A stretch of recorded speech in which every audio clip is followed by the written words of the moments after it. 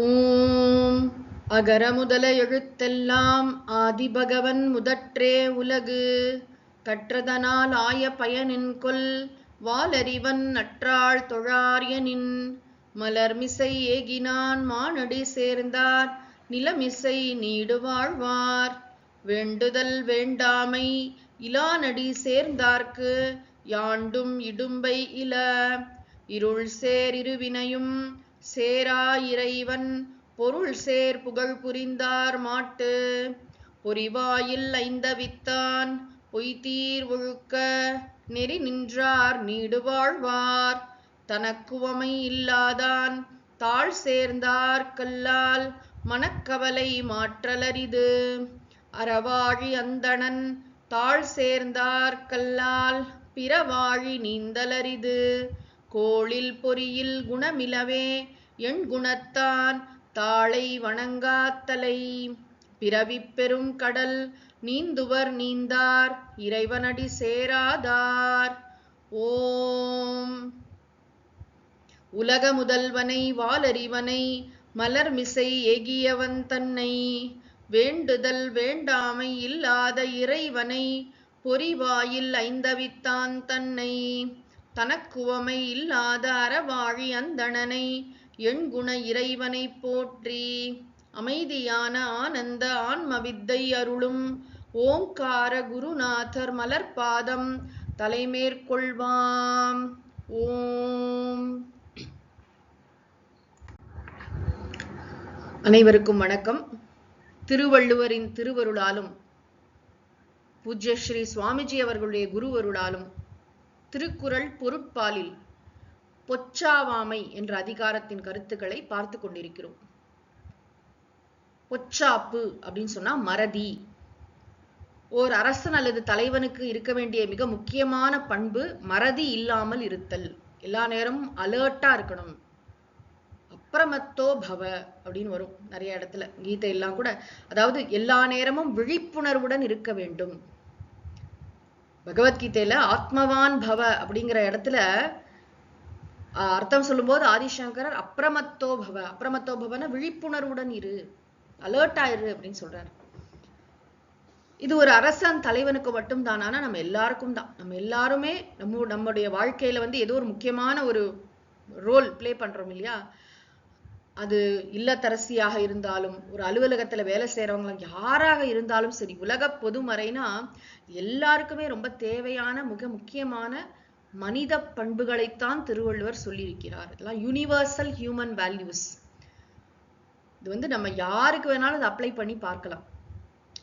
பொதுவா நமக்கு வாழ்க்கையில இதுதான் குறிக்கோள், நம்ம இதை நோக்கிதான் போறோம் அப்படின்னு இருக்கும் பொழுது நிறைய நேரம் அந்த குறிக்கோள் தெளிவா இருக்கிறது முதல் விஷயம். அப்புறம் குறி, அதற்கு தகுந்த மாதிரி நெறி இருக்கணும் இல்லையா? நம்மளோட லைஃப் ஸ்டைல், அதற்கான வழிமுறை மீன்ஸ் அதுவும் சரியா இருக்கணும். நமக்கு அது தர்மம்னு தெரிஞ்சு நம்ம அதை ஃபாலோ பண்ணாம இருப்போம். அதுக்கு என்ன காரணம்னா 3 காரணங்கள் இருக்கலாம். ஒண்ணு அறியாமையினால சில சமயம் நம்ம சரியாம, எனக்கு தெரியாதுங்க இதெல்லாம், சின்ன வயசுல யாருமே எனக்கு சொல்லி தரல, தெரிஞ்சிருந்தா நான் இதெல்லாம் அப்படின்னு சொல்லுவோம். நம்ம இதெல்லாம் நான் செஞ்சிருப்பேன் அப்படின்னு. தெரிந்தாலும் சில நேரம் என்ன ஆகும்னா கவனக்குறைவினால், அதுதான் அந்த பொச்சாவை மறந்து போயிடும். அதுக்கு இம்பார்ட்டன்ஸ், ப்ரையாரிட்டி இருக்காது, ப்ரையாரிட்டைஸ் பண்ண மாட்டோம் அதை. 3வது சோம்பேறித்தனம். எல்லாம் தெரியும், ஞாபகமும் இருக்கும், ஆனாலும் ஒத்தி போட்டுட்டே இருக்கிறது, பின்னாடி மடியின்மை வரப்போகிறது. இந்த அலட்சியம்னு சொல்றோம் பாத்தீங்களா? நமக்கு வாழ்க்கையில எதை முக்கியம் நினைக்கிறோமோ அதுக்கு நிச்சயமா நமக்கு நேரம் இருக்கும். நம்ம ஹெல்த்தை ப்ரையாரிட்டைஸ் பண்ணோம்னு சொன்னா நிச்சயமா அதற்காக யோகாக்கு நேரம் கொடுப்போம், நடைப்பயிற்சியில இது வைப்போம், அதுக்கப்புறம் டயட்டை பார்த்து சாப்பிடும், அதுக்குன்னு ஒரு முனைஞ்சு அதுக்காக பொருளை போய் வாங்கிட்டு வரணும், அதை பொறுமையா பண்ணணும். அதுல எல்லாம் நமக்கு எப்ப இன்ட்ரெஸ்ட் வரும்னா ஹெல்த்தை நம்ம ப்ரையாரிட்டைஸ் பண்ணும்போது. அதே மாதிரி ஒரு பிசினஸ் பண்ணோம்னா அந்த பிசினஸை பத்தியே இரவும் பகலும் அதை பத்தியே தெரிஞ்சுக்கிறது, அதை இன்னும் எப்படி விரிவாக்கம் பண்றது, அதை இன்னும் பெட்டரா எப்படி பண்றது, இதுலயே நம்ம ஃபோக்கஸ் பண்றோம், ப்ரையாரிட்டைஸ் பண்றோம், அதற்காக உழைக்கிறோம். இங்க நான் இந்த அதிகாரத்துல என்ன பாக்குறோம்னா, நம்ம அது மாதிரி ஏதோ ஒண்ணு செஞ்சுட்டு இருக்கும்போது வாழ்க்கையில ஒரு வெற்றி வரும், ஒரு பெரிய மைல்ஸ்டோன், ஒரு பெரிய அவார்டு கொடுத்துட்டாங்க நம்மளை கூப்பிட்டு அப்படின்னா, அதுக்கப்புறம் பாத்தீங்கன்னா நம்ம பெரிய செலிபிரிட்டி ஆயிடும்.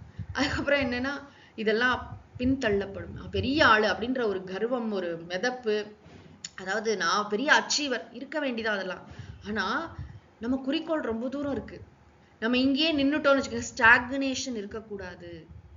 அதனாலதான் வந்து உண்மையான சாதனையாளர்கள்லாம் திருப்தியே அடைய மாட்டாங்க. அவங்க ஒண்ணு அடைஞ்சிட்டாங்கன்னா அதுக்கு மேல நம்ம அதை என்னன்னு அவங்கள போய் பாராட்டுறதுக்குள்ள அதை விட ஹையர் ஸ்டாண்டர்டை வச்சிருவாங்க வந்து. முன்னேறிக்கொண்டே இரு, போய்கொண்டே இரு. ரொம்ப அழகா ராமகிருஷ்ணர் ஒரு கதை சொல்வார் இல்லையா, ஒருத்தன் வந்து இந்த மரத்தை வெட்ட போகும்போது ஆரம்பத்துல ஏதோ கிடைக்கும், இன்னும் கொஞ்சம் உள்ள போனா எல்லாம் வெள்ளி கிடைக்கும், அப்புறம் தங்கம் கிடைக்கும், இன்னும் அதுல தீவிரமா முயலலைன்னு அர்த்தம். அப்ப அது மாதிரி நம்ம ஒவ்வொருத்தரும் வாழ்க்கையில என்ன பாதையில போயிட்டு இருக்கோம், முதல்ல குறிக்கோளை பற்றிய தெளிவு இருக்கணும். அப்புறம் அந்த குறிக்கோளை நான் எப்படி அடைய போகிறேன். இப்ப நான் வாழ்க்கையில வந்து அதை சரியா எனக்கு வந்து அந்த கிளாரிட்டி இருக்கணும். அதை நான் மறக்க கூடாது, மறக்கலாகாது. அதை வந்து நான் அலட்சியப்படுத்தக்கூடாது. இப்ப எப்பயுமே யாராவது வந்து பணம் கேட்கும்போது நம்ம என்ன, ஐ டோன்ட் ஹாவ் மணி அப்படின்னு சொல்லுவோம்ல, என்கிட்ட பணம் இல்லை. பணம் இல்லையா நம்ம கிட்ட? இல்ல, I don't have money to give you. உனக்கு கொடுக்கறதுக்கு என்கிட்ட பணம் இல்லை. பணம் இல்லைன்னா நான் வந்து பேங்க் பேலன்ஸ் 0 அப்படி கிடையாது. என்கிட்ட இருக்கு, ஆனா உனக்கு கொடுக்கறதுல எனக்கு இஷ்டம் இல்லை அப்படின்னு சொல்றோம். அதே மாதிரிதான் ஐ டோன்ட் ஹாவ் டைம். நம்ம சொல்லுவோம் இல்லையா, எனக்கு டைம் இல்லை. எல்லாரும் சொல்ற ரீசன் என்ன? எனக்கு நேரம் இல்லை, எனக்கு செல்ஃப் கேருக்கு நேரம். செல்ஃப் கேர்னா கூட அது வந்து புற உடலை வந்து அழகுபடுத்திக்கிற விஷயமா தான் இருக்கே தவிர உண்மையிலேயே நம்முடைய உடம்ப நல்லா வச்சுக்கிறோமா, மனசை நல்லா வச்சுக்கிறோமா, அதுக்கான விஷயங்களுக்கு நேரம் கொடுக்குறோமா, தியானம், அதுக்கப்புறம் நல்ல நீண்ட நடைப்பயிற்சி, ஒரு ஸ்ட்ரெஸ் இல்லாத வாழ்க்கை, இதற்கெல்லாம் இதையெல்லாம் நம்ம ப்ரையாரிட்டைஸ் பண்றோமா? வாழ்க்கையில எது ரொம்ப முக்கியம், எது ரொம்ப முக்கியம்? அப்பப்போ பாத்தீங்கன்னா மரணம் வந்து ஓங்கி நம்ம முகத்துல அடிச்சு சொல்லிட்டு போகுது. நம்ம க்ளோஸா இருக்கிற யாரோ ஒருத்தங்க பாத்தீங்கன்னா திடீர்னு இறந்து போயிடுறாங்க. அது மட்டும் இல்ல, இந்த போர் பதற்றத்துல எவ்வளவு பேர் இறந்துட்டு இருக்காங்க வந்து. அப்ப அதெல்லாம் இவ்வளவு பேர் லைஃப் வந்து கிரைசிஸ்ல இருக்கு, இவ்வளவு பேருடைய வாழ்க்கை வந்து கேள்விக்குறியா இருக்கு, எதிர்காலத்துல வந்து ஒரு பெரிய அச்சுறுத்தல் வந்திருக்கு. அதெல்லாம் பார்த்து கூட நம்ம லைஃப்பை வந்து சீரியஸா எடுத்துக்கல. சீரியஸ்னா என்ன, அக்கா இப்ப பாரு கடுகடுன்னு சோகமா இருக்கணும் சொல்ல, நம்ம என்ன பண்ணணுமோ அதை பண்ணணும் இல்ல, அதை மறந்துடக்கூடாது இல்ல. வாழ்க்கையின் குறிக்கோள் என்ன, முக்கியமா நம்முடைய கடமை என்ன, எந்தெந்த நேரத்துல எது எது செய்யணும். யாரோ ஒருத்தர் நம்முடைய ஒரு புன் சிரிப்புக்காக வெயிட் பண்ணிட்டு இருப்பாங்க. ஒரு கம்பெனிலேயே ஒரு பெரிய CEO இருக்காருன்னு வச்சுக்கோங்களேன். அவர் வந்து அந்த வாசல்ல இருக்கிற ஒரு செக்யூரிட்டிக்கு ஒரு ஸ்மைல், அதை மறந்துட்டாரு. ஏன்னா பிஃபோன் பார்த்துட்டு இருந்தாரு.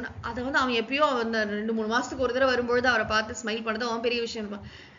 சின்ன சின்ன விஷயங்கள், அன்பு செலுத்துறதுல, ஒரு அக்கறையா விசாரிக்கிறதுல, சரியான நேரத்துல உதவுறதுல. நீங்க அப்புறம் எல்லாம் முடிஞ்சு போனதுக்கு அப்புறம் உதவி என்ன செய்ய போறீங்க வந்து, உதவி தேவைப்படும் போது சரியான நேரத்துல உதவுறது. இதெல்லாம் தான் ஒரு அரசன் அல்லது தலைவனுக்கு இருக்க வேண்டிய பண்பு. அரசனை பத்தி பேசிட்டு இருக்காரு. அரசன் எல்லா நேரமும் எப்படி வாட்ச்ஃபுல்லா இருக்கணும், எவ்வளவு அலர்ட்டா இருக்கணும். அவன் மறந்துட்டேன்னு சொல்லக்கூடாது வந்து. இப்ப நம்ம குழந்தைங்கலாம் ஏதாவது ஸ்பீச் எழுதி கொடுத்தோம், போய் 10 திருக்குறள் சொல்லி மறந்துருச்சுன்னா அது குழந்தைங்க மறக்கிறது தான். ஆனா நம்ம வந்து மனப்பாடம் பண்ண விஷயங்கள் மறந்து போயிது. மனப்பாடம்னா இது மனசுல இந்த விஷயங்கள்லாம் உள்ள போயிடுது. வாழ்க்கையோட முக்கியமான குறிக்கோள், என்னோட குறிக்கோள் என்ன, இப்ப அரசன்னா தலைவனுடைய குறிக்கோள் என்ன அப்படின்னா, மக்களை ஆள்வதல்ல, அவன் ஆட்சி செய்யவில்லை, மக்களுக்கு சேவை செய்கிறான். அவனோட ஆட்டிடியூட் அப்படி. இந்த மக்களுக்கு இப்ப கூட இவ்வளோ சண்டை நடக்குது எலெக்ஷன் நேரத்துல வந்து, இவ்வளோ சீட்டு அவ்வளோ சீட்டு இழுபறி, அந்த ஒரு எம்எல்ஏ ஆயிடணும், அந்த ஒரு சீட்டு பிடிச்சிடணும், அப்படி ஆகணும். எதுக்காக அப்படின்னா, உண்மையிலேயே மக்களுக்கு சேவை செய்யணுங்கிற ஒரு தீராத தாபம் இருந்தா சல்யூட். அப்படியா, அந்த பொசிஷன்ல இருந்தேன்னா எனக்கு எவ்வளவு லஞ்சம் கிடைக்கும், அப்படித்தானே எல்லா அரசியல்வாதிகளும் யோசிக்கிறாங்க. யோசிச்சு பாருங்க, அங்க இருந்தேன்னா எனக்கு எனக்கு எவ்வளவு கிடைக்கும், அதனால நான் இதை எனக்கு எவ்வளவு பேர் கிடைக்கும், எவ்வளவு புகழ் கிடைக்கும், அதை விட அதெல்லாம் பேர் புகழ எவ்வளவு பணம் கிடைக்கும், நான் எவ்வளவு சம்பாதிக்கிறதுக்கான ஆப்பர்ச்சுனிட்டியா இந்த 5 வருஷத்தை பாக்குறாங்களே தவிர, மக்களுக்கு சேவை செய்வதற்குரிய ஆப்பர்ச்சுனிட்டியா இதை பார்த்தாங்கன்னா, அவர்களுடைய குறிக்கோள் என்ன என்பதை அரசியல்வாதிகள் மறக்காமல் இருந்தார்களே, ஆனால் நம்மளோட கவர்மெண்ட் ஆஸ்பத்திரியும் நம்மளோட இதுமா இப்படியா இருக்கும்? இவ்வளவு குற்றங்கள் பெருகுமா? அப்ப வந்து நம்ம கடமையை சரியா செய்யணும். அந்த திங்கிங்லாம் எவ்வளவு தூரம் நகர்ந்து வந்துட்டோம் பாருங்க. திருவள்ளுவர் காட்டுகின்ற அந்த பொருட்பால், அதுல இருக்கக்கூடிய தலைவன், இன்றைய கால அமைச்சர்கள்லாம் நீங்க பாத்தீங்கன்னா அது எவ்வளவு பெரிய கேப் இருக்கு அதுல. அப்ப நான் மக்களுக்கு ஓடி ஓடி சேவை செய்யணும். அப்ப நான் சேவை பண்றதை பார்த்து அவங்க சந்தோஷப்பட்டு இவரே திரும்ப திரும்ப வரணும்னு நினைக்கிறேன். அந்த மாதிரி நான் சேவை பண்ணணும். இல்ல அப்படிலாம் இருந்தா பழைக்க முடியாது. நீங்க பிராக்டிக்கலாவே பேச மாட்டேங்கிறீங்க. அது வந்து அந்த நம்ம வந்து சுத்தமா இருந்தாலும் சுத்தி இருக்கவங்க இருக்க மாட்டாங்க. இப்படி பேசி பேசியே நம்ம நாட்டை காலி பண்ணியாச்சு. இந்த இடத்துல திருவள்ளுவர் என்ன சொல்கிறார் அப்படின்னா, பேசிக்கா வந்து ஒரு அரசனுடைய முக்கியமான கடமை என்னன்னா, அவன் மறக்க கூடாது, மக்களுக்கு நல்லது பண்றது ஒண்ணுதான் அவனுடைய குறிக்கோள். அதை நம்ம மறக்கவே கூடாது. அதுல இருந்து அவன் மறந்து போயிட்டான்னு சொன்னா அதனால பல பிரச்சனைகளை அவன் சந்திப்பான். இந்த குறள்ல என்ன சொல்றாரு பாருங்க, இழுக்காமை யார் மாட்டும் என்றும் வழுக்காமை வாயின் அது ஒப்பது இல். இழுக்காமை யார் மாட்டும் என்றும் வழுக்காமை வாயின் அகுதொப்பது இல். இழுக்காமை, இழுக்காமைன்னு சொன்னா மறக்காமல் இருத்தல். சரியா யார் யாருக்கு என்னென்ன பண்ணணுமோ பார்த்து பார்த்து செய்யறது. சுற்றம் தழால கூட ரொம்ப அழகா பொது நோக்கா வேந்தன் அழகா வந்தது அந்த குறள். யாருக்கு என்ன, ஒவ்வொருத்தையும் கவனிச்சு கவனிச்சு என்ன பண்ணணும், எல்லா நேரம் 24 மணி நேரம் மனசுல இருக்கக்கூடியது என்ன, இவங்களுக்கு என்ன நல்லது பண்ணலாம், அவங்களுக்கு என்ன, அவங்க பிரச்சனையை எப்படி தீர்க்கலாம், அதுக்கு என்ன சொல்யூஷன், அதுக்கு என்ன நடவடிக்கை, அதுன்னு fully people orient, not power orient. என்கிட்ட இது இருக்கு, நான் என்ன அறிக்கை விடுவேன், கடிதம் எழுதுவேன், அதை பண்ண, அதெல்லாம் இல்லை. என்ன ஆக்ஷன் எடுத்தீங்க, ஒரு குற்றத்தை எப்படி நிறுத்தினீர்கள், ஒருத்தருக்கு எப்படி சரியாக நீதி வாங்கி கொடுத்தீர்கள், எப்படி அந்த விஷயத்த வந்து நம்முடைய இதுல எத்தனை காம்ப்ளெக்ஸ் இருக்கு பாத்தீங்களா. இதுல வந்து உவத்தல் காய்தல் எக்கச்சக்கமா இருக்கும். நமக்கு வேணுங்கிறவங்க, வேண்டாதவங்க, இதெல்லாம் விட்டுட்டு நடுநிலைமையோடு ஒரு அரசன் வந்து மக்களின் நன்மையே கருத்தில் கொள்ள வேண்டும். யார் மாட்டும்னா யாரா இருந்தாலும் சரி, யதா ராஜா ததா பிரஜா, அரசன் எவ்வழி மக்கள் அவ்வழி. அப்ப வந்து மக்களுக்கும் தர்மத்துல ஒரு ருச்சி வரணும், மக்களுக்கும் வந்து நல்லபடியா நம்ம வந்து அறத்தை கடைபிடிக்க வேண்டும்ங்கிற உற்சாகத்தை தரக்கூடியவனாக அரசன் இருக்க வேண்டும். யார் மாட்டும், எல்லார்கிட்டையும், என்றும், எல்லா காலத்திலையும். அது ஆட்சிக்கு வந்து ஒரு 6 மாசம் நல்லா பண்ணாருங்க, அப்புறம் புஸ்குன்னு போட்டாருங்க, அப்படி இல்லை. ஃபாரின் டூர் எல்லாம் போறது, அப்புறம் அது பண்றது, அப்படி இல்லை. ஃபாரின் டூர் கூட எதுக்காகன்னு இருக்கு, பர்சனல் அஜெண்டாலாம் ஒதுக்கி வச்சுட்டு பொது வாழ்க்கையில் நிஜமாவே ஆழமாக ஈடுபட நம்ம பார்த்திருக்கோம், பார்க்காமலாம் இல்லை. காமராஜர் அப்படின்னு ஒருத்தர் இது திரைப்படத்துல பாக்குறோம் இந்த ஜெனரேஷன். அப்ப அது மாதிரி வாழறது சாத்தி இன்னைக்கும் இருப்பாங்க. யாரோ அரசியல்வாதிகள் வந்து நேர்மையாக செயல்பட விரும்பும் அரசியல்வாதிகள் ஒருத்தர் கூட எல்லாம் போயிடுவாங்க, இருப்பாங்க. மக்களுக்கு என்ன அப்படின்னா, மக்களும் அவர்களை நம்பி வாக்களிக்க வேண்டும், அவர்களும் சரியாக செய்து காட்ட வேண்டும், ப்ரூவ் பண்ணணும். இந்த மாதிரிலாம் பண்ண முடியும். ஒருத்தர் நல்ல ஒரு எம்எல்ஏ, நல்லா அவர் எம்எல்ஏ வந்து எப்படி வச்சிருக்கணும், அவரோட மக்களை வந்து, அவரோட அந்த தெருவாகட்டும் வெக்கப்பட வேண்டாமா, இந்த தெரு இப்படி இருக்குன்னா வேறு போர்டெல்லாம் எழுதி போட்டிருக்காங்க, இப்ப இவங்கதான் பேரு அப்படின்னு. இந்த தெரு இப்படி இருக்கு, இது கேட்பாரு. ஏதோ ஒரு நாள் மழை பெஞ்சது, ஒரு இது சரியான, எப்பயுமே 5 வருஷமா அப்படிதான் இருக்கு, அப்படி இருக்கிறது நல்ல விஷயம் இல்லையே. அப்ப வந்து ஒரு வாட்டி நீங்க ஓட்டு கேட்க வந்தீங்க, போட்டோம், அப்புறம் திரும்பி நீங்க இப்ப எலெக்ஷனுக்கு ஓட்டு கேட்க தான் வருவீங்க அப்படின்னா அது என்னது அது? அப்ப வந்து அது பொச்சாவாமையோ, அது வந்து பொச்சாவுதலா? அப்ப உங்களுக்கு வேற எதுலயோ கவனம் இருக்குன்னு அர்த்தம் இல்லையா? அப்ப கவனம் இந்த இடத்துல ஒரு விஷயம் ரொம்ப கிளியர். என்னது அப்படின்னா, அரசனுக்கு இதை சொல்றார், தலைவனுக்கு இதை சொல்றார் அப்படின்னா அவனுடைய ஒரே குறிக்கோள் மக்கள் நலன்.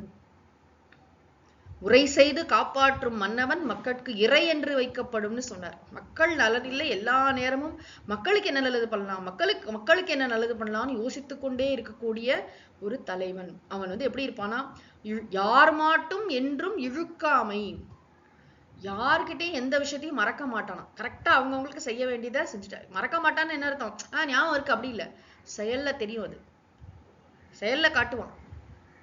இது கம்யூனிகேஷன் எவ்வளவு. இப்ப வந்து ஒரு இது பர்டிகுலர் இது பிரச்சனையை சால்வ் ஆயிடும். ஒரு IAS ஆபீசரை பத்தி சொல்லுவாங்க, அவர்கிட்ட போய் கம்ப்ளைண்ட் பண்ணினா, அதாவது பைப்ல தண்ணி வரல, எங்க தெருவுல தண்ணி வரலன்னு நீங்க கம்ப்ளைண்ட் பண்ணிட்டு வீட்டுக்கு போறதுக்குள்ள அந்த பிரச்சனையை சரி பண்ணிருப்பாரு. அவ்வளோ ஒரு அப்படிலாம் அதிகாரிகள் இருக்காங்க. அந்த அதிகாரிகளுக்கும் நேர்மையாக செயல்படக்கூடிய காவல்துறையினருக்கும் அவங்களுக்கெல்லாம் நல்ல ஒரு என்ன சொல்றது, அவர்களுக்கெல்லாம் நல்ல அமைச்சர்கள், தலைவர்கள் அமைந்தால் அவர்கள் இன்னும் சிறப்பாக செயல்படுவார்கள் இல்லையா. அவர்கள் கையை போய் கட்டி போடுறது, அவர்களை அச்சுறுத்தல் படுறது, இது மாதிரி நிலைமைகள்லாம் மாறட்டும் நம்ம பிரார்த்தனை பண்ணிப்போம். பொதுவாவே இந்திய தேசம் முழுக்க, உலகம் முழுக்கவே வந்து தர்மம் நிறைய மேலோங்கி இருக்கட்டும், மக்கள் கஷ்டப்படக்கூடாது. அப்ப இழுக்காமை யார் மாட்டும் என்றும் வழுக்காமை வாயின், அதுல இருந்து விலகாமல் எல்லா நேரமும் கன்சிஸ்டண்டா இருக்காரு அந்த அரசன். அவர் மறக்க மாட்டார். சில பேர்லாம் பாத்தீங்கன்னா ரொம்ப பெரிய மனிதர்கள், ரொம்ப பெரிய பெரிய விஐபியா இருப்பாங்க, ஒரு வாட்டி ஒருத்தங்கள்ட்ட அவங்க பேர் என்னன்னு கேட்டா மறக்க மாட்டாங்க. நம்ம கூட நினைப்போம், அவங்க வந்து லட்சக்கணக்கான பேரை சந்திச்சிருப்பாங்க வாழ்க்கையில. ஆனா ஒருத்தரை சந்திச்சாங்க, அதுதான் அவங்களோட சக்சஸ்க்கு காரணம். அதுதான் நீங்க பாத்தீங்கன்னா கரெக்டா அந்த நபர் அந்த ஊர் ஞாபகம் வச்சிருப்பாங்க. காஞ்சி மகா பெரியவர் அப்படி சொல்லுவாங்க, அவராட நீங்க சித்த புருஷர் அப்படின்னு சொல்றீங்க. நிறைய பேர் நான் பார்த்திருக்கேன், மகாத்மாக்கள். ஏன்னா அவ்வளவு அக்கறை, மைண்ட்ஃபுல்லா அந்த நேரம் அவைலபிளா இருப்பாங்க, அது மைண்ட்ல போய் ரெஜிஸ்டர் ஆகும். அண்ட் அது மட்டும் இல்லை, ஞாபகம் வச்சுக்கிறதுனா ஜஸ்ட் அந்த பர்சன் அவங்களுக்கு என்ன செய்யணுங்கிறதையும் பார்த்து செய்யறது பொறுப்புல இருக்கிறவங்க. வழுக்காமை வாயின்னா அது மாதிரி செய்ய முடிந்தால், விலகாமல் அவருடைய கடமையை சரியாக செய்ய முடிந்தால், ஞாபகம் மறதினா இந்த இடத்துல வந்து கடமையில் கவனம் சிதறாமல், மறதி இல்லாமல், எல்லாரிடத்திலும் எல்லா காலத்திலும் வழுக்காமை வாயின், அதிலிருந்து விலகாமல் செயல்பட முடிந்தால், அது ஒப்பது இல்லை, அதுக்கு நிகரா எதுவுமே இல்லப்பா, அதான் கிரேட் அப்படிங்கிறார். ரொம்ப கிரேட், ரொம்ப ரொம்ப சிறப்பான, அதுக்கு நிகரா எதையுமே சொல்ல முடியாது. ஒரு தலைவன் அப்படி இருக்காருன்னா மக்கள் எவ்வளவு நிம்மதி பெருமூச்சு விடுவார், அவர் பார்த்துப்பாரு அப்படின்னு ஒரு இது இருக்கும் இல்லையா. நான் ராமரை பத்தி சொல்லும் போது பாதச்சாயா பர்த்துகு அப்படின்னு ஒரு வார்த்தை வரும். இப்போ அயோத்தி மக்களுக்கு என்ன குறைச்சல், இப்போ வந்து ராமர் ஆடலைன்னா பரதன் ஆள போறாரு இல்ல. பரதனும் வந்து ரகுகுல சக்கரவர்த்தி, ரகுகுல திலகம் தானே, அவரும் ரகுகுலத்துல பிறந்தவர் தானே, அவருக்கும் ராகவன் தானே பேரு. பரதனும் நல்லாதான் ஆட்சி பண்ண போறார். வந்து யார் ஆண்டா என்ன? ஏன் மக்கள் வந்து ராமர் பின்னாடி அழுதுண்டே, அதுவும் ஆயிரக்கணக்கான ஜனங்கள் வந்து ராமர் பின்னாடியே அயோத்தியை விட்டு அவர் போகும்போது போனாங்க அப்படின்னா அவ்வளோ நல்லா பார்த்துப்பாராம். யுவராஜா பட்டாபிஷேகம் ஆகிறதுக்கு முன்னாடியே மக்கள் நலனில் அக்கறை கொண்ட ஒரு தலைவனாக தன்னை அவர் ப்ரூவ் பண்ணியிருக்கார். இது நிறைய வால்மீகி ராமாயணத்துல நம்ம பார்க்கிறோம். அதாவது அந்த குழந்தைங்கள்ட்ட, அங்க இருக்கிற பெரியவங்கள்ட்ட, மக்கள்கிட்ட கலந்து உரையாடுதல், மக்களோடு மக்களாக பழகுதல், அவர்கள் கஷ்டங்களில் பங்கு கொள்ளுதல், அதை தீர்க்க முனைதல், இந்த குணத்தெல்லாம் பார்த்ததுனாலதான் அவர் இல்லாம என்னையா அப்படின்னு சொல்லிட்டு அவரோட போய் இருந்துடலாம். அவர் நம்மளை பார்த்துப்பார். காட்டுல கூட அவர் நம்மளை பார்த்துப்பார். அவரே ஒண்ணும் இல்லாம எல்லாத்தையும் தானம் கொடுத்துட்டு போயிருக்காரு. ஆனா கூட ராமர் தங்களை பார்த்துப்பாருன்னு அந்த ஜனங்க நம்புறாங்க. லேடிஸ் எல்லாம் கூட பேசிக்கிறாங்க, நம்மளும் போயிடலாம், நம்மளாம் போய் சீதைக்கு சேவை பண்ணலாம், அவங்களாம் ராமருக்கு சேவை பண்ணிட்டு எப்படி ராமர் நம்மளை பார்த்து அவரோட திருவடி நிழலில் இருந்தால் போதும். அது ராமர் கடவுள் அப்படிங்கறதெல்லாம் அங்க இது பண்ணவே இல்லை. சாதாரண ஒரு மனிதனாக, ஒரு தலைவனாக, அரசனாக அந்த மக்கள் மீது அவர் வைத்திருந்த அன்புதான் அப்படி வந்து மக்கள் அதை வந்து திருப்பி தாங்க முடியல அவங்களால ராமரின் பிரிவை. அப்படி ஒரு அரசன் இருந்து விட்டு இழுக்கா. அதாவது அப்ப கூட ராமர் பாருங்க, ஒரு இடத்துல வந்து மக்கள்லாம் தூங்கிட்டு இருக்காங்க. ராமருக்கு தூக்கம் வருமா? தேர்ல வந்து நின்றுட்டு இருக்காரு. சுத்தி பார்த்தா மக்கள்லாம் டயர்ட் ஆயிட்டாங்க. எல்லாரும் மனிதர்கள் தானே. அப்போ வந்து அவங்க இப்படியே பின்னாடியே வந்துட்டு இருந்தா சரிப்பட்டு வராது. அவங்கள்ட்ட சொல்லிட்டும் கிளம்ப முடியாது. சொன்னா யாருமே வந்து புரிஞ்சுக்கிற நிலைமையில இல்லை. ரொம்ப இமோஷனலா இருக்காங்க. அவங்களாம் தூங்கின சமயம் தான் அந்த ரதத்தை எடுத்துட்டு சைலண்டா கிளம்புவார். கிளம்பும்போது கூட வேற டைரக்ஷன்ல ரதம் போற மாதிரி கொஞ்சம் ஏமாத்தி காமிச்சிட்டு எல்லாம் போவார். ஏன்னா வேற வழி இல்லாம அந்த மக்கள்லாம் என்ன இறந்துடலாமான்னு முடிவு பண்ணுவாங்க. அப்புறம் கொஞ்சம் பெரியவங்க எல்லாம் அட்வைஸ் பண்ணுவாங்க. 14 வருஷம் கழிச்சு ராமர் வரும்போது உங்களெல்லாம் எங்கேன்னு கேட்பார். அவங்க எல்லாம் சூசைட் பண்ணிட்டாங்கன்னா சந்தோஷமா இருக்கும் அவருக்கு. எல்லாரும் முதல்ல ஊருக்கு போவோம், அவருக்காக 14 வருஷம் காத்திருப்போம், நம்ம எப்படி வாழ்ந்தா அவர் சந்தோஷப்படுவாரோ அப்படி வாழ்வோம்னு சொல்லி யாரோ 4 பேர் புத்திமதி சொல்லி திரும்பி போவாங்க அவங்க எல்லாம் அயோத்திக்கு. எதுக்கு சொல்றேன்? அப்படி ஒரு அரசன் தலைவர், வெரி சென்சிட்டிவ், மக்கள் கஷ்டப்படக்கூடாது என்று நினைக்கின்ற தலைவன். ஏன்னா அப்படிப்பட்ட, அதாவது மக்களுக்கு எல்லா நேரம் நல்லது பண்ணணும், யார்கிட்டையும் இந்த தர்மத்தை விட்டு விலகாத இந்த அரசன் இப்படி அவன் தன்னுடைய கடமையை மறக்காத ஒரு தன்மை அவனிடத்தில் இருந்தால் அதற்கு நிகராக எதுவுமே இல்லைன்னு சொல்றார். அடுத்த குறள். அரிய என்று ஆகாத இல்லை பொச்சாவா கருவியால் போற்றிச்சையின். அரிய என்று ஆகாத இல்லை பொச்சாவா கருவியால் போற்றிச்சையின். பொச்சாவா கருவியால் போற்றிச்சையின். இந்த பொச்சாவாமை, மறதியின்மைங்கிறத ஒரு கருவி. 2 விதமாவும் இதற்கு பொருள் சொல்றாங்க. ஒண்ணு என்னன்னா பொச்சாவாமை என்ற கருவியை சொல்றாங்க. அது பொச்சாமையை உடைய மனமாகிய கருவி. மனம் தானே கருவி. அந்த மனசுல வந்து பொச்சாவாமை அப்படிங்கிற ஒரு பண்பை போற்றி செய்யின். நல்ல கவனமா மறக்காம. இன்னைக்கெல்லாம் பாத்தீங்கன்னா எத்தனையோ நம்ம வந்து இன்டர்நெட்ல அழகா நீங்க வந்து நம்ம சில விஷயத்த மறக்காம இருக்கிறதுக்கு அழகா நோட்ஸ் எல்லாம் போட்டு வச்சுக்கலாம். ஏதோ ஒரு ஃபார்ம்ல எல்லாத்தையும் மண்டையில தான் வச்சுக்கணும் அவசியம் இல்லை. ஆனா எப்போ கரெக்டா ரிமைண்டர், இன்னைக்கெல்லாம் நமக்கு எவ்வளவு வசதி இருக்கு. அடுத்த வாரம் 18ஆம் தேதி ஒரு மீட்டிங், அவனை மறந்து போயிட்டேன் அப்படி சொல்ல முடியும். ஃபோன் வந்து ரிமைண்ட் பண்ணும், நாளைக்கு மீட்டிங் இருக்கு. என்னென்ன வசதி வந்திருக்கு. ஒரு ஃபிளைட்னா அதுக்கு எத்தனை டைம் மாறிச்சுன்னா மெசேஜ் வருது, எல்லாமே வருது. அது வந்து நம்மளோட பர்சனல் விஷயம். அதே மாதிரி மற்றவர்களுக்கு செய்ய வேண்டிய விஷயத்துல மறக்காம. அதனாலதான் குடும்பங்கள்லாம் பாத்தீங்கன்னா கரெக்டா அந்த முறையெல்லாம் செய்யறது. ஏதோ கல்யாணம், அந்த மாதிரி ஃபங்க்ஷன், ஏதோ ஒரு சொந்தக்காரங்களுக்கு வருதுன்னா அதை அந்த நேரம் அதை வந்து மறந்துட்டேன் அப்படி சொல்லாம. அப்துல் கலாம் ஐயாவோட வாழ்க்கையில கூட வரும். அவருடைய அக்கா மகள் நினைக்கிறேன், அவங்களுக்கு திருமணம் வரும். அப்போ வந்து இவர் மறக்க மாட்டாரு. ஆனா அவர் ரொம்ப அந்த பொறுப்புல ரொம்ப பிஸியா இருப்பாரு. அதுக்கப்புறம் ஸ்பெஷலா அவருக்கு ஏர்கிராஃப்ட்லாம் இது பண்ணி அவர் மதுரை, இதெல்லாம் அவர் பிரசிடென்ட் ஆகிறதுக்கு முன்னாடி டிஆர்டிஓல இருக்கும்போதே. அப்புறம் கரெக்டா அந்த வெட்டிங்க்கு வருவார். ஏன்னா ஒரு அந்த அக்கா வந்து அப்துல் கலாம் ஐயாவோட அக்கா வந்து அவர் படிக்கும் பொழுது சென்ட் ஜோசப்ஸ் காலேஜ்ல படிக்கும் போதெல்லாம் அவங்களோட வளையல்ல அடகு வச்சு அவரை படிக்க வச்சிருப்பாங்க. அந்த நன்றி உணவை மறக்க கூடாது, அந்த ஒரு பிரியம். அதனால திரும்பி போய் அந்த கல்யாணத்துக்கு நம்ம பிரசண்டா இருக்கணும் அப்படின்ற அவர் வருவார். அதெல்லாம் ரொம்ப அழகா இருக்கும். இந்த மாதிரி பெரியவர்களுடைய வாழ்க்கையில இருந்து நமக்கு எவ்வளவு பாடங்கள் கிடைக்கும். நம்ம ஏதோ ஒரு அலட்சியத்தினால, ஏதோ சின்ன சண்டையினால போகாம இருக்கிறதுக்கும் அங்க போய் பிரசண்டா இருக்கிறது, அந்த நேரத்துல செய்ய வேண்டியதை செய்யறது. அது எல்லா ரிலேஷன்ஷிப்ஸ்லயும், எல்லா ஃப்ரெண்ட்ஷிப்ஸ்லயும், ஒரு ஃப்ரெண்டோட வீட்டுல யாரோ இறந்து போய் டக்குன்னு போய் நிக்கிறது, என்ன வேணும்னு பாக்குறது. அந்த மாதிரி அந்த நேரம் அதாவது நான் பண்ணணும்னு நினைச்ச சில பேர் நம்ம இப்பெல்லாம் கண்டலன்ஸ் கேட்க கூட மறந்து போயிடுறோம். ஐயோ ஆமா சொன்னாங்க மறந்துட்டேன். அந்த மறந்துட்டேங்கிற வார்த்தை கேர்லெஸ்னஸ்னால மட்டும்தான் வரும். நமக்கு எது ரொம்ப முக்கியம்னு வாழ்க்கையில நினைக்கிறோமோ அதை நம்ம மறக்க மாட்டோம். நம்ம அதை வேல்யூ பண்ணோம்னா கண்டிப்பா மறக்க மாட்டோம். இப்போ இங்க 1 லட்சம் ரூபாய் பணம் இருக்கு கையில, இதை இப்படி வச்சுட்டு மறந்துட்டு யாரை போயிடுவோமா? போக மாட்டோம். ஏன்னா பணம். அப்ப நம்ம எதுக்கு வேல்யூ கொடுக்குறோம்னு தெரியறது இல்லை. நகை நம்மளோட விஷயம், நம்மளோட பொருள், நம்மளோட குழந்தை அப்படின்னு வரும்போது அதோட வேல்யூ தெரியல, பத்திரமா வச்சிருக்கோம் நம்ம. அதே மாதிரிதான் உலகத்துல மற்றவர்களோட நமக்கு இருக்கிற இன்டராக்ஷனும் கூட. பொச்சாவா கருவியால் போற்றி செய்யின். பொச்சாவாமை அப்படிங்கிற கருவியை கொண்டு போற்றி நன்றாக அதை கடைபிடித்து செய்தால் அரிய என்று ஆகாத இல்லை. அவனுக்கு வந்து செய்ய அப்படியே ரொம்ப அவனால செய்ய முடியாத காரியம் அப்படி எதுவுமே கிடையாது. அவனால எல்லாமே செய்ய முடியும். என்ன இது ஒரு குறள் பார்த்தோமே நம்ம அந்த இதுல வந்ததே, காலம் அறிதல்ல வந்து காலம் கருதி இடத்தால் செய்யின். அதே மாதிரி இருக்கு. அருவினை என்ப உளவோ கருவியான், அங்கேயும் கருவி, கருவியான் காலம் அறிந்து செய்யின். அருவினை என்ப உளவோ கருவியான் காலம் அறிந்து செய்யின். நல்ல உரிய கருவிகளோட காலம் அறிந்து செய்யறவனுக்கு அரியதுன்னு என்ன இருக்கு? அதே மாதிரி இங்க பொச்சாவாமையே ஒரு கருவியா சொல்றாரு. இதுதான்ப்பா டூல். நீ வந்து நம்ம இதுலயே கூட சாஸ்திரங்கள்லயே பார்த்தா அந்த மறதி வராம இருக்கணுங்கிறதுக்காக ஜப்பங்கள்லாம் உண்டு. வேதத்திலேயே வந்து இப்ப வேதம் படிச்சுட்டே இருக்காங்க, மறந்து போயிடுச்சுன்னு வச்சுக்கோங்களேன், மறக்க கூடாது. அந்தனர் வந்து வேதம் படிக்கிறவங்க வந்து மறக்க கூடாது. அப்ப மறக்காம இருக்கிறதுக்குன்னு சில ஜப்பம்லாம் இருக்கு. அதுக்காக பிரார்த்தனை கண்டிப்பா பலிக்கும். முயற்சி தானே, நிறைய முயற்சி, சீரியஸ்னஸ், அதற்காக நேரம் கொடுத்து வராம எப்படி போயிடும். இப்ப ஸ்கூல் ஸ்டூடெண்ட்ஸே என்ன சொல்றாங்க, மறந்துடுது, கஷ்டப்பட்டு தான் படிக்கிறோம், எக்ஸாம் போனா ஃபார்முலா மறந்தா எப்படி மறக்கும்? எழுதி பார்க்கணும். இன்னும் முயற்சி போறலங்கிறது தான் புரியுது. பத்தாத்துக்கு இந்த ஸ்மார்ட் போனோடைய டிஸ்ட்ராக்ஷன், அதை பத்தி நம்ம பேசுறது இல்லை. ஆனா ஒரு வாட்டி படிச்சோன்னே நமக்கு அப்படியே ஞாபகம் இருக்கணும். எப்படி ஞாபகம் இருக்கும்? ஏக்கச்சந்த கிராகி கிடையாது. ஒரு வாட்டி படிச்சாலே ஞாபகம் இருக்காது நமக்கு. ஒரு சில விஷயங்கள் தான் ஞாபகம் இருக்கும். சினிமா பாட்டு ஒரு தடவை கேட்டா மனசுல பதிஞ்சிரும்.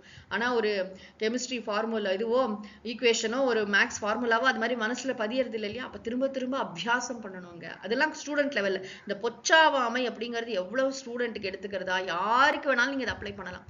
மறந்து போச்சு அப்படின்னு சொன்னா நம்ம இன்னும் சீரியஸா அதுல இறங்கலன்னு அர்த்தம். we are not serious about it. அவ்வளவுதான். மறக்காது. கடவுள் அருமையான கருவியை கொடுத்துருக்க. நம்ம மனசு அவைலபிளா இல்ல, ப்ரீ ஆக்கியபைடா இருக்கு. நம்மளால வந்து என்டர்டைன்மெண்ட்ங்கிற பேர்ல நம்மளே காலி பண்ணிட்டு இருக்கோம். நம்ம நேரத்தெல்லாம் ஒண்ணு தின்னுட்டு இருக்கு, நம்ம கூடவே ஒண்ணு இருந்து அதை நம்ம வந்து அதை எப்படி ஹேண்டில் பண்ணணும் நமக்கு தெரியல. ஆனா நம்ம வந்து பொதுவா என்ன சொல்றோம், கான்சென்ட்ரேஷன் இல்ல. கான்சென்ட்ரேஷன் வரும். Concentration is the essence of education சொல்றாரு சுவாமி விவேகானந்தா. கல்வியின் சாரம் மன ஒருமுகப்பாடு. அந்த மன ஒருமுகப்பாடு எப்ப வரும்னா நம்ம மற்ற விஷயங்களை கட் பண்ணாதான் வரும். ஆக நம்முடைய கடமை என்ன, எங்க என்ன பண்ண, எப்படி வேணாலும் இந்த குறளை வந்து நம்ம எங்க வேணாலும் எக்ஸ்டெண்ட் பண்ணி. அப்போ ஒரு ஸ்டூடெண்ட் வந்து ஸ்டேட் ஃபர்ஸ்ட் வராரு, இன்னொருத்தர் வாங்க முடியலன்னா என்ன காரணம், என்ன டிஃபரன்ஸ்? ஒண்ணும் கிடையாது. முயற்சி, ஃபோக்கஸ், மற்ற விஷயங்களை தள்ளி வைத்தல், சில தியாகம் பண்றது, அதுதான் முக்கியம். ஆக அரிய என்று ஆகாத இல்லை. பொச்சாவா கருவியால் மறக்கக்கூடாது. நிறைய நான் குழந்தைங்கலாம் பார்த்திருக்கேன், அந்த சாப்பாடு தட்டு பின்னாடி எல்லாம் எழுதி ஒட்டி வச்சுப்பாங்க. எப்படியும் அதை ரீகலெக்ட் பண்ண, ரீகலெக்ஷன் மறக்காம இருக்கணும். ரீகலெக்ட் பண்ணணும். ஒரு விஷயம் படிச்சுட்டு கொஞ்ச நேரம் கழிச்சு யார்ட்டையா சொல்லி பாக்குறது, திங்க் பண்றது, டுவெல் பண்றது, அப்பதானே ஞாபகம் வரும். நம்ம அப்படியே படிச்சுட்டு வச்சுட்டோம்னா அது எங்கேயோ மைண்ட்ல ஸ்டோர் ஆயிருக்கும். அது திரும்பி எப்படி வரும்? 2-3 வாட்டி ரீகலெக்ட் பண்ணாதான் எக்ஸாம்ல அழகா ஃப்ளோவா எழுத வரும், தப்பு இல்லாம. அப்ப எழுதியும் பார்த்தோம்னா இன்னும் மனசுல பதியும். எப்படியோ மனசுல பதிய வைக்கணும். ஆக அரிய என்று ஆகாத இல்லை. அவங்களுக்கு செய்ய முடியாதுன்னு எதுவுமே கிடையாது. அவங்களுக்கு வந்து anything is possible for them. அடுத்த குறள். புகழ்ந்தவை போற்றிச் செயல் வேண்டும் செய்யாது இகழ்ந்தார்க்கு எழுமையும் இல். புகழ்ந்தவை போற்றிச் செயல் வேண்டும் செய்யாது இகழ்ந்தார்க்கு எழுமையும் இல். புகழ்ந்தவைனா மகான்கள் பெரியவர்கள்லாம் என்னெல்லாம் நற்பண்புகள், எல்லாம் குவாலிட்டிஸ் அரசன்ட்ட இருக்கணும்னு சொல்லியிருக்காங்களோ அதான் புகழ்ந்தவை. எதை வந்து பெருசா அவங்க எல்லாம் சொல்றாங்களோ அதை போற்றி செயல் வேண்டும், அதெல்லாம் கல்டிவேட் பண்ணணும். லீடர்ஷிப் குவாலிட்டிஸ் எல்லாம் கல்டிவேட் பண்ணும். அதனாலதான் வால்மீகி ராமாயணம் எடுத்த உடனே ராம குணங்களை தான் சொல்கிறது. அயோத்தியை பத்தி எல்லாம் கூட பின்னாடிதான் வருது. முதல்ல எடுத்தோடனே ராமரின் பண்புகள், ஒரு அரசன் அல்லது தலைவன் எப்படி இருக்கணுங்கிற பண்புகள் தான் சொல்லப்பட்டிருக்கு. ஒரு நல்ல மனிதன் எப்படி வாழணும் இந்த உலகத்துல, அவன் என்னெல்லாம் பண்புகள் உடையவனாக இருக்கணும். ஆஹா, புகழ்ந்தவைனா பெரியோர்கள் சொல்றாங்க, எல்லார்கிட்டையும் அன்பா இருக்கணும், நேர்மையா இருக்கணும், பொறுப்புணர்வோடு இருக்கணும், உண்மையா இருக்கணும், நல்ல திறமைசாலியா இருக்கணும், எப்படி கோவப்படணும், எங்க விட்டு கொடுக்கணும், எவ்வளவு பொறுமையா இருக்கணும், எப்படி பாரபட்சம் இல்லாம இருக்கணும், நடுநிலை ஆளனா இருக்கணும். எவ்வளவு விஷயங்கள் இருக்கு. இது நம்மளையே நம்ம ஆள்ற விஷயம் கூட. வெளியில புறத்துல ஆள்றது இருக்கட்டும், நம்ம மனசை நம்ம பண்படுத்துற விஷயம் இல்லையா? செல்ஃப் மாஸ்டரியும் சேர்ந்தது தானே இது. ஆக புகழ்ந்தவை, பெரியோர்கள் எதையெல்லாம் அருங்குணங்கள் என்று சொல்கிறார்களோ, எதுக்கு திருவள்ளுவர் உட்கார்ந்து விழுந்து விழுந்து அறத்துப்பால்ல அவ்வளவு பண்புகள், பொறுப்பால் இவ்வளவு பண்புகள் எதுக்கு சொல்றார்? இதெல்லாம் நம்ம கடைபிடிக்கணுங்கிறதுக்காக. It's for living, learning and living. சும்மா இது வந்து உபன்யாசத்துக்காக இல்ல, ஏதோ கேட்டோம் இதை பத்தி இலக்கிய ஆராய்ச்சி பண்ணி சந்தோஷப்படுறதுக்கு இல்ல, வாழறதுக்காக. திருவள்ளுவர் சொல்லியிருக்கார் பொறாமப்படக்கூடாது. திருவள்ளுவர் சொல்லியிருக்கார் பொறாமப்பட்டா நம்ம வாழ்க்கையில செல்வம் இருக்காதுன்னு சொல்லிட்டு. அழுக்காராமை, பொறை உடைமை, நடுவுநிலைமை, வெகுளாமை, வெக்காமை எவ்வளவு சொல்லியிருக்காரு பாருங்க. அதே மாதிரிதான் இங்கேயும் சொல்லிட்டு இருக்காரு. அறிவுடைமை, கல்வி, பெரியாரை துணைக்கோடல், குற்றம் கடிதல், சுற்றந்தழால், இதெல்லாம் அதெல்லாம் புகழ்ந்தவை. இதெல்லாம் பெரியோர்கள் நமக்கு புகழ்ந்தவைன்னு திருக்குறள்ல இருக்கிற அத்தனை அதிகாரத்தையும் எடுத்துக்கலாம். போற்றி செயல் வேண்டும், அவற்றையெல்லாம் கவனித்து நன்றாக நம்மளிடம் வளர்த்து கொள்ள வேண்டும். அவற்றெல்லாம் பார்த்து பார்த்து செய்யணும். தெரியாட்டி கூட இதெல்லாம் அதனாலதான் அரசன் கல்வி அறிவு மிக்கவனாக இருக்க வேண்டும், அறிவாளியாக இருக்க வேண்டும், பெரியோர்களிடம் கேள்வி அறிவு உடையவனாக இருக்க வேண்டும். அவனுக்கு நல்ல ஒரு ஆலோசகர்கள், அறிவிலும் ஒழுக்கத்திலும் பண்பிலும் சிறந்த பெரியோர்கள் அவனுடன் இருக்க வேண்டும். அவங்க என்ன சொல்றாங்களோ அதுபடி அவன் செய்யணும். செய்யாது அதெல்லாம் ஒன்றும் தேவையில்லைப்பா, எங்க அப்பா மினிஸ்டர், நானும் மினிஸ்டர் ஆயிடுவேன், அவ்வளவுதான். மற்றபடி எனக்கு லீடர்ஷிப் குவாலிட்டி இருக்கா இல்லையா அதெல்லாம் மேட்டர் இல்லை. அப்புறம் நான் மற்றவங்கள இகழ்ந்தும் பேசுவேன், அதெல்லாம் நான் மதிக்க மாட்டேன். இகழ்ந்தா இருக்கு அப்படி இந்த தன்னிடம் நற்பண்புகளை வளர்க்காமல், ஒரு தலைவனுக்குரிய உயர்ந்த பண்புகளை வளர்த்து கொள்ளாமல் அவற்றையெல்லாம் இகழ்பவனுக்கு எழுமையும் எழுமையும்னா எழுகின்ற எல்லா பிறப்பிலும் நன்மையும் இல்லை, இன்பமும் இல்லை. பார்க்க சூப்பரா பாருங்க, எவ்வளவு கோடி சொத்து சம்பாதிச்சுட்டா நீங்க போய் இப்படி சொல்றீங்க. இல்ல, இதெல்லாம் டெம்பரரி. யார் ரொம்ப என்ன சொல்றது, இதெல்லாம் கவனிக்காம அவர்கள் பணம் குவிக் மணி பணம் சம்பாதிச்சுட்டாங்களோ அவர்களுக்கு கழுத்தின் மேல் கத்தி தொங்கிக் கொண்டிருக்கிறது. நேற்று கூட ஒரு இடத்துல எங்கேயோ கேட்டிருந்தேன். ஒரு அரசன் பெரிய அரசன், அவர் ஆட்சி பண்றாரு, மக்கள்லாம் அவரை பாக்குறாங்க, எம்பரர். அதுக்கப்புறம் சாப்பிட போறார், அங்கேயும் ஏகப்பட்ட சாப்பாடு பார்த்து மினிஸ்டர் ஒருத்தருக்கு ரொம்ப, அந்த காலத்து அமைச்சர், கிரீஸ்ன்னு நினைக்கிறாரு, அவருக்கு ரொம்ப பொறாமையா இருக்கு அவரை பார்த்தா. சரி, நம்ம எப்ப அரசர் ஆகிறது அப்படி. இதை எம்பரருக்கு தெரிஞ்சிடுது. அவர் என்ன பண்றாரு, நாளைக்கு நீங்க மன்னனா இருன்னு சொல்றாரு. ஒரு நாள் முதல்வர் மாதிரி அந்த சீட்லாம் சூப்பரா இருக்கு. அவர் ஏறி உட்கார்றார். உட்கார்ந்தா மேல பார்த்தா ஒரு மெல்லிய நூல்னால ஒரு பெரிய வாள் கட்டப்பட்டிருக்கு. அது எப்ப வேணாலும் கழுத்தை வெட்டும். அதை பார்த்தா நீங்க அப்புறம் அந்த சீட்டை என்ஜாய் பண்ண முடியுமா? நாளென ஒன்று போல் காட்டி உயிரிருக்கும் வாழது உணர்வார் பெரின்னு திருவள்ளுவர் சொல்றார். அது மாதிரி சாப்பிட போய் உட்கார்ந்தா அங்கேயும் மேல ஒரு வாழ். அப்படின்னா என்னன்னா, இது நிலையற்றது. இப்போ 5 வருஷம் ஆட்சி பண்ணி எல்லாம் இது பண்ணா அதுக்கப்புறம் ரெய்டு இருக்கு, சிபிஐ இருக்கு, ஜெயிலுக்கு போகணும், ஏகப்பட்ட விஷயங்கள். அதாவது கர்மாங்கிற விஷயம் சாதாரணமானது இல்லை. நம்ம டெம்பரரியா இப்ப மாத்திரம் இருக்கிறத பார்க்க கூடாது. பிக்கர் பிக்சரை பார்க்க கத்துக்கணும். ஒரு மனிதனுடைய வாழ்க்கை ஆரம்பத்துல எப்படி இருக்கு, முடிவுல எப்படி இருக்கு. இல்ல, அவன் ரொம்ப எப்பயோ செஞ்ச புண்ணிய பலன் இப்ப வேலை செய்யறது. ஆனா இப்ப செய்யற கொடுமைகளுக்கு, இப்ப செய்கின்ற ஊழலுக்கு அவன் கண்டிப்பா பதில் சொல்லியே ஆகணும். உப்பை தின்றவன் தண்ணீர் குடித்தே ஆகணும். இறைவன் வேண்டுதல் வேண்டாம இலான், மறக்கவே கூடாது நம்ம அதை. ஆக செய்யாது புகழ்ந்தாருக்கு. தன்கிட்ட அந்த லீடர்ஷிப் குவாலிட்டிஸ் எல்லாம் வளர்த்துக்காம அதை இகழ்ச்சியா பேசுறது, அலட்சியமா பேசுறது, அப்படி இருக்கிறவன் அதை மறந்து போய் நான் இதுவா தான் இருப்பேன், நான் எல்லாத்தையும் மறந்துடுவேன், மக்களுக்கு என்ன நல்லது பண்ணா ஃபர்ஸ்ட் எனக்கு தெரியாது, யாராவது சொல்லி கொடுத்தாலும் அதெல்லாம் நான் பெருசா மனசுல வச்சுக்க மாட்டேன், ஞாபகம் வச்சுக்க மாட்டேன், மறந்து போயிடுச்சுன்னு சொல்லுவேன், மறந்துட்டேன் அப்படின்னு சொல்லுவேன். அப்படின்னு சொல்றவனுக்கு எழுமையும் இல்லை. எழுமைனா என்ன, எழுகின்ற எல்லா பிறவி, ஏழு பிறவின்னு எடுத்துக்கலாம், எல்லா பிறவினும் அவனுக்கு இனிமே நிம்மதி கிடையாதுப்பா லைஃப்ல.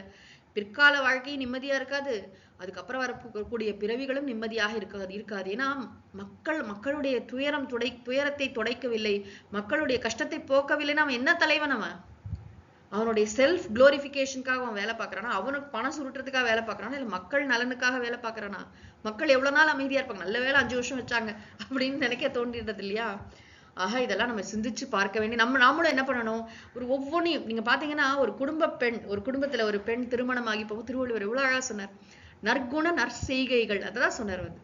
மங்களம் என்ப மனைமாட்சி, அந்த இதுல வாழ்க்கை துணை நலம் தொடக்கத்திலேயே பாத்தீங்கன்னா அவர் ரொம்ப குணநலன்களுக்கு தான் முக்கியம். பார்க்க ரொம்ப அழகா இருக்கணும் அப்படிலாம் போடல. நல்ல பண்புகள், நல்ல அதற்குரிய செயல்கள், நல்ல மனசு இருக்கு, செயலும் நல்லா இருக்கு, அப்படிப்பட்ட பெண். இப்போ ஒவ்வொருத்தரும் பாத்தீங்கன்னா இந்த கல்டிவேட் பண்ணணும். நமக்கே எல்லாம் ஆரம்பத்துல வந்துடாது. ஒவ்வொரு விஷயத்திலயும் நம்ம இன்னும் பெட்டரா எப்படி நடந்துக்கிறதுங்கிறத நம்ம முயற்சி பண்ணி ட்ரைனிங், லைஃப்ங்கிறது என்னது, தொடர்ச்சியான ட்ரைனிங் தான் அது. அப்ப அதுல நம்மள இம்ப்ரூவ் பண்ணி, யூ வர்சஸ் யூ அப்படி சொல்லுவாங்க. உனக்கு போட்டி நீ தான், நீ அவனை பார்த்து பொறாமப்பட்டு இவனை பத்தி, நான் போன வருஷம் எப்படி இருந்தேன், இந்த வருஷம் எப்படி இருக்கேன், போன வருஷம் எதுக்கு எடுத்தாலும் கோவப்படுவேன், கண்ணாப்பி நான் தூக்கி விட்டு அறிவேன், இப்ப கொஞ்சம் அமைதியா இருக்கேன், இப்ப கொஞ்சம் மாறிட்டேன், எனக்கு தேவையில்லாம மத்தவங்க எல்லாம் ஏன் இப்படி ஹர்ட் பண்ண, கோபத்தை எப்படி ஹேண்டில் பண்ணு நான் கத்துக்கிட்டேன், நான் யோகா பண்றேன், ஏதோ ஒன்று சொல்றோம்ல, அதான் அந்த பெட்டர்மெண்ட். ஆக நம்மிடம் நல்ல பண்புகளை வளர்த்துக்கொள்ளும். தலைவனே வளர்த்துக்கணும்னா அப்புறம் எப்படி மற்றவங்க எல்லாம் வளர்த்துப்பாங்க? அப்ப தலைவன் அல்லது அமைச்சன் எப்பேற்பட்ட ரோல் மாடலா இருக்கணுங்கிறது இதுல இருந்து நமக்கு புலனாகிறது. அடுத்த குறள். இகழ்ச்சியின் கெட்டாரை உள்ளுக தாம் தம் மகிழ்ச்சியின் மைந்துரும் பொழுது. இகழ்ச்சியின் கெட்டாரை உள்ளுக தாம் தம் மகிழ்ச்சியின் மைந்துரும் போது. தம் மகிழ்ச்சியின் மைந்துரும் போது. அவன் ரொம்ப ஹாப்பியா இருக்கும் வாழ்க்கையில. ஓகே, ஏதோ ஒரு என்ஜாய்மெண்ட்ல இருக்கும். மிதமிஞ்சிய உவகை சொன்னார் இல்லையா ஆரம்பத்திலேயே வந்து, அப்படி ஒரு சந்தோஷத்துல செலிப்ரேஷன்ல இருக்கும். தம் மகிழ்ச்சியின் மைந்துரும் பொழுது, நம்ம சந்தோஷமா செலிப்ரேட் பண்ணும் பொழுது, இகழ்ச்சியின் கெட்டாரை உள்ளுகன நினைத்து பாருங்கள். யாரை? இகழ்ச்சியின் கெட்டார். நல்ல விஷயங்கள் எல்லாம் கிரிட்டிசைஸ் பண்ணி வாய்க்கு வந்தபடி பேசி, அதெல்லாம் ஒண்ணும் இல்லை, அப்படி பேசி கெட்டு போனாங்க இல்லையா, வாழ்க்கையில வந்து கீழ்நிலையை அடைந்தார்கள் இல்லையா, அவர்களை நினைத்து பாருங்கள். இதுக்கு நல்ல எக்ஸாம்பிள் சொல்லணும்னா, இப்போ வந்து நமக்கு டயபிட்டிஸ் வந்திருக்கு, இல்ல வரப்போகுது, ஏதோ ஒன்று சொல்றாங்க டாக்டர் வந்து உங்களுக்கு பாசிபிலிட்டி இருக்கு, ஏன்னா உங்க அம்மா அப்பாக்கெல்லாம் இருந்ததுனால you're also prone to get diabetes, அதனால ஜாக்கிரதையா இருங்க அப்படின்னு ஒரு 40 வயசுல சொல்லும் பொழுது, எனக்கெல்லாம் அதெல்லாம் வராது, அதெல்லாம் ஒண்ணும் இல்லை. பாருங்க அவங்கெல்லாம் பாருங்க, நல்ல சுகர் 500 இருந்தா கூட நல்லா சாப்பிட்றாங்க, என்ஜாய் பண்ண, லைஃப் இஸ் ஃபார் என்ஜாய்மெண்ட் அப்படின்னு பேசுறாங்க இல்லையா. அதாவது ஒரு நல்ல அட்வைஸ், யாராவது ஃப்ரெண்டு வந்து இதெல்லாம் சாப்பிடு இதெல்லாம் சாப்பிடாதுன்னு சொன்னா கூட அவங்களெல்லாம் கிண்டல் பண்றது, அலட்சியப்படுத்துறது, இதெல்லாம் பண்ணிட்டு நல்லா சாப்பிடுறது. அப்படி சாப்பிட்டவங்க அப்புறம் ஒரு பெரிய திடீர்னு பாத்தீங்கன்னா ஒரு நாள் கிட்னி ஃபெயிலியர், ஒரு நாள் பாத்தீங்கன்னா வேற ஏதோ ஒரு பிரச்சனை பாக்குறோமா இல்லையா. நல்ல எக்ஸாம்பிள் இந்த குறளுக்கு டயபிட்டிஸ் தான். இப்போ ஒரு தடவை சுவாமிஜி கிட்ட, பரமார்த்தானந்த சுவாமிஜின்னு பெரிய சுவாமிஜி இருக்காங்களே, அவங்க கிட்ட கேட்டாங்க, இப்போ வந்து எனக்கு சுகர் இருக்கு, ஆனா எனக்கு ஸ்வீட் சாப்பிடணும்னு ஆசையா இருக்கு, நான் என்ன பண்றதுன்னு. நல்லா சாப்பிடுங்க, தாராளமா ஒரு தட்டுல ஜாங்கிரி மைசூர் பாகு எல்லாம் வச்சு சாப்பிடுங்க, ஆனா உங்க ரூம்ல வந்து இந்த சுகர்னால கிட்னி வந்து செத்தவன், சுகர்னால கண்ணு போகும், சுகர்னால லிவர் போகும், டயபிட்டிஸ்னால வந்து காலை ஆம்பியூட் பண்ணியிருப்பாங்க, காலே எடுத்திருப்பாங்க, ஒரு விரலா எடுப்பாங்க, அப்புறம் காலையே எடுத்துருவாங்க. அந்த மாதிரி சில கேஸ் எல்லாம் நம்ம சொந்தக்காரங்க ஃப்ரெண்ட்ஸ்ல கேள்விப்பட்டிருப்போம். சுகர்னால இறந்து போயிட்டாரு, நல்லா வாழ்ந்திருக்கலாம், 80-90 வயசு நல்லா வாழ்ந்திருக்கலாம், அவரால் சொசைட்டிக்கு அவ்வளோ டக்குன்னு போயிட்டாரு, 50-60 வயசுல போயிட்டாரு. ஏன் போயிட்டாருன்னா சுகர் தான், அது கவனிக்காம விட்டாங்க, அது கொஞ்சம் கொஞ்சமா இறந்து போயிட்டாரு அப்படி சொல்றோம் இல்லையா. அந்த மாதிரி இருக்கிற ஆளுங்களோட போட்டோவை மாட்டி வச்சுட்டு சாப்பிடுங்கிறார். இகழ்ச்சியின் கெட்டாரே உள்ளுக. ஏன்னா அவங்க எல்லாம் இந்த விஷயத்துல அலட்சியமா இருக்கிற, வாழ்க்கையில அலட்சியமா இருக்கிறதுன்னு சொல்றோம் பார்த்தீங்களா, கேர்லெஸ்ஸா இருக்கிறது. அப்ப ஹெல்த் விஷயமா இருக்கட்டும், ஃபேமிலி விஷயமா இருக்கட்டும், நம்மளுடைய தொழில் விஷயமா இருக்கட்டும், எதுவா இருந்தாலும் இந்த அலட்சிய போக்குங்கிறது எவ்வளவு டேஞ்சரஸ். அந்த நேரத்துல அப்ப வந்து நமக்கு ஒரு பெரிய ஒரு இது வரும், நமக்கெல்லாம் வராது அப்படின்னு ஒரு இது. அப்புறம் வந்து வந்தாலும் பாத்துக்கலாம், பணம் இருக்கே, இன்சூரன்ஸ் எல்லாம் போட்டு வச்சிருக்கோமே, அதெல்லாம் பாத்துக்கலாம். நீங்க எவ்வளவு கோடி கொடுத்தாலும் உயிர் போன உயிர் திரும்பி வருமாயா?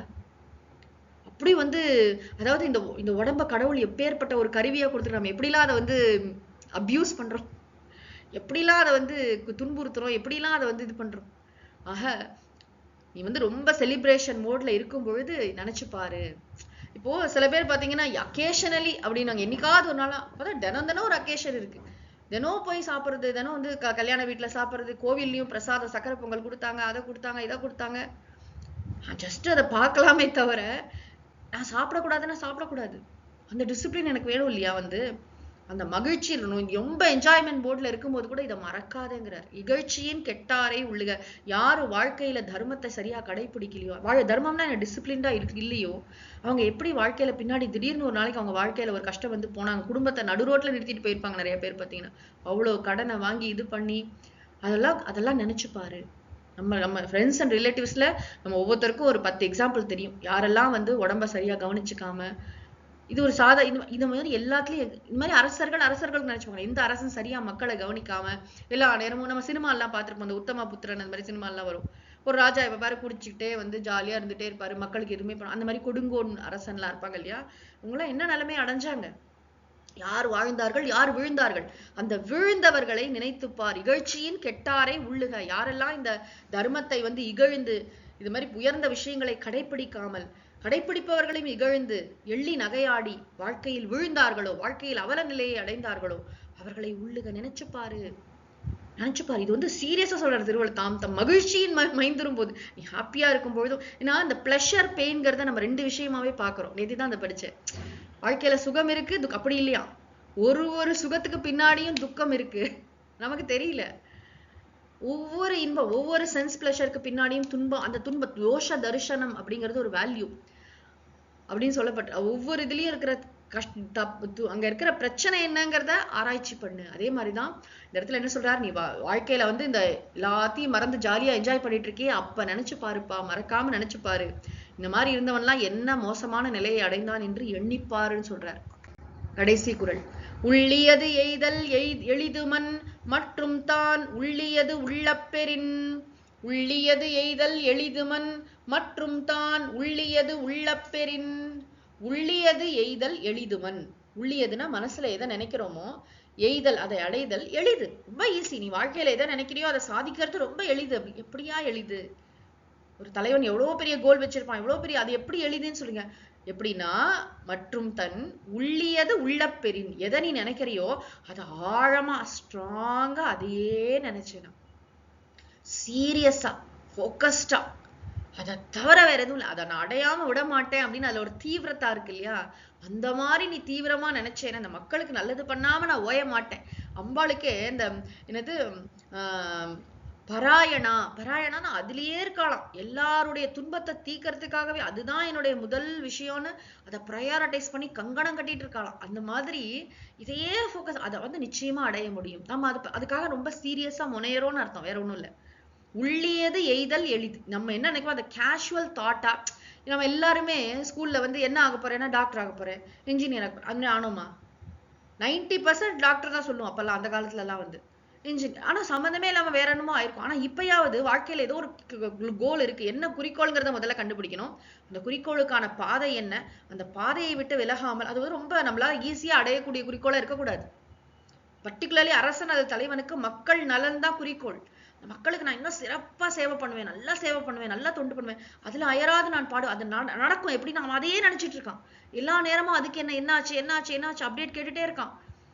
நம்ம ஒரு திட்டம் ஆரம்பிச்சோமே சரியா நடக்குதா, என்ன ஆச்சு, அவங்க என்ன பண்றாங்க, இவங்க என்ன பண்றாங்க, இப்படிதான் பாருங்க. ஸ்லோ அண்ட் ஸ்டெடியா நம்ம பாரத நாட்டுல இன்னைக்கு வந்து முன்னேற்றம் அப்படின்னு ஒன்றதை நம்ம பாக்குறோம். இந்தியா வந்து சூப்பர் பவர் ஆயிட்டு இருக்குல்ல, அதுக்கு வந்து ஒரு தலைவர் அவருடைய இதை நினைக்காம நம்ம இந்த குரலை கடக்க முடியாது. நினைக்கிறாரு அவ்வளவு. அது காஷி காரிடாரா இருக்கலாம், வடகிழக்கு மாநிலங்கள்ல வளர்ச்சியா இருக்காங்கலாம் வந்து கற்பனை கூட பண்ண முடியாது. வந்தே பாரத் வந்து குவஹாட்டிக்கு போகுது, எவ்வளவு பயண நேரம் குறையுது. அப்ப மக்களுக்கு நல்ல வசதிகள்லாம் செஞ்சு தர முடியும், மக்களின் வாழ்க்கையை வந்து நன்றாக உயர்த்த முடியும்னு ஒருத்தர், ஒரு பெரிய டீம் இரவும் பகலுமாக யோசித்துக் கொண்டே இருக்கிறார்கள். அதனால இதெல்லாம் மெட்டீரியலைஸ் ஆகுது. வெறும் ஒரு அறிக்கைகளாகவோ திட்டங்களாகவோ மட்டும் இல்ல, நிறைய விஷயங்கள் கண்ணெதிர நம்ம மாறுறது பாக்குறோம், ஸ்லோ அண்ட் ஸ்டெடியா. ஆக இது பாசிபிள். ஆனா மறக்காம அந்த தலைவன் எல்லா நேரமும் மக்கள் நலனிலேயே குறிக்கோள் உள்ளவனா இருந்தா, உவத்தல் காய்தல் இல்லாதவனா இருந்தா, அதை இப்ப பாரு வந்து அதுல விருப்பு வெறுப்பெல்லாம் காமிக்காம அப்படி இருந்தா உலகமே அவரை வணங்கும் அப்படிங்கிறது நமக்கு நன்றாக தெரிகிறது. ஆக இந்த பொச்சாவாமை அதிகார கருத்துக்களை எவ்வளவு நாளும் சிந்திக்கலாம், முயன்ற அளவு பார்த்திருக்கோம். எல்லாருக்கும் வாழ்க்கையில இறைவன் இந்த ஒரு கருவியை அருளட்டும். என்னன்னா பொச்சாவம் நம்ம மறக்க கூடாது. வாழ்க்கையில நம்முடைய கடமைகளை நம்ம எதற்காக பிறந்திருக்கோம், அதனாலதான் தாய்மானவர் வந்த வரவை மறந்து நீ எதுக்காக வந்திருக்கேனே மறந்துட்டப்பாங்கிற. ஆன்மீக வாழ்க்கையில ரொம்ப இதை சொல்லுவோம். இந்த வாழ்க்கை, இந்த உலகம் ரொம்ப உண்மைன்னு நினைச்சு இதுல இயங்கிட்டு இருக்கோமே, ஒரு உலுக்கி விடும் ஆன்மீக வாழ்க்கையில வந்தோன்னா. அவங்க என்ன சொல்லுவாங்க, இதெல்லாம் உண்மை இல்லை, இதெல்லாம் ஒரு கனவுக்கு நிகர், இந்த வாழ்க்கையில இருந்து முழிச்சுக்கோ, என்ன செய்யணுமோ அதை செய், இறைவனை பற்றிக்கொள் அப்படின்னு சொல்றாங்க இல்லையா பெரியவங்க. அங்கேயும் மறதி கெடுதல், வாழ்க்கையின் குறிக்கோளை பற்றிய மறதி. பொதுவா உலகத்துல நம்ம இயங்கும் போது தர்மத்தை பற்றிய மறதி வரக்கூடாது. என்னுடைய உடம்புக்கு, இந்த உயிர் வாழ்க்கைக்கு நான் என்ன செய்யணும், என்னென்ன கடமைகள், குடும்பத்துக்கு என்ன கடமைகள், சமூகத்திற்கு என்ன கடமைகள், என்னோட வேலை பார்க்குற இடத்துல என்ன கடமைகள், அதே மாதிரி உயிருக்கு நான் என்ன கடமை செய்யணும், எல்லாத்தையும் நம்ம செய்ய கடமைப்பட்டிருக்கோம். அதுல நமக்கு அலட்சிய போக்கி இருக்கக்கூடாது. வாழ்க்கையில மிதமிஞ்சிய வெற்றி கழிப்பில் நாம் நம்முடைய கடமையை மறந்து விடக்கூடாது. நமக்கு மட்டும் கெடுதல் இல்ல, நம்மை சார்ந்து இருப்பவர்களுக்கு அது ரொம்ப கெடுதல் இல்லையா. இப்ப அரசனது தலைவன் நமக்கு நல்லது பண்ணுவார்னு காத்துட்டு இருக்கக்கூடிய மக்கள் வந்து இவர் அலட்சிய போக்குனால அவர் கவனிக்காம விட்டுட்டாங்கன்னா கஷ்டப்படுவாங்க இல்லையா. ஆக அதை கருத்தில் வைத்துதான் திருவள்ளுவர் இந்த அதிகாரத்தை நமக்கு அருளி செய்திருக்கிறார். மூர்த்தி எல்லாம் வாழி எங்கள் மோன குருவாழி, அருள் வார்த்தை என்றும் வாழி, அன்பர் வாழி பராபரமே. ஓதற்கு எளிதாய் உணர்தற்கு அரிதாகி, வேதப் பொருளாய் மிக விளங்கி, தீதற்றோர் உள்ளுதொறும் உள்ளம் உருக்குமே. வள்ளுவர் வாய்மொழி மாண்பு. மூர்த்தி எல்லாம் வாழி எங்கள் மோன குருவாழி, அருள் வார்த்தை என்றும் வாழி, அன்பர் வாழி பராபரமே. ஓம் சாந்தி சாந்தி சாந்தி. ஹரிஹி ஓம். திருவள்ளுவர் திருமலரடிகள் போற்றி போற்றி. சத்குருநாத மகாராஜ் கி ஜெய்.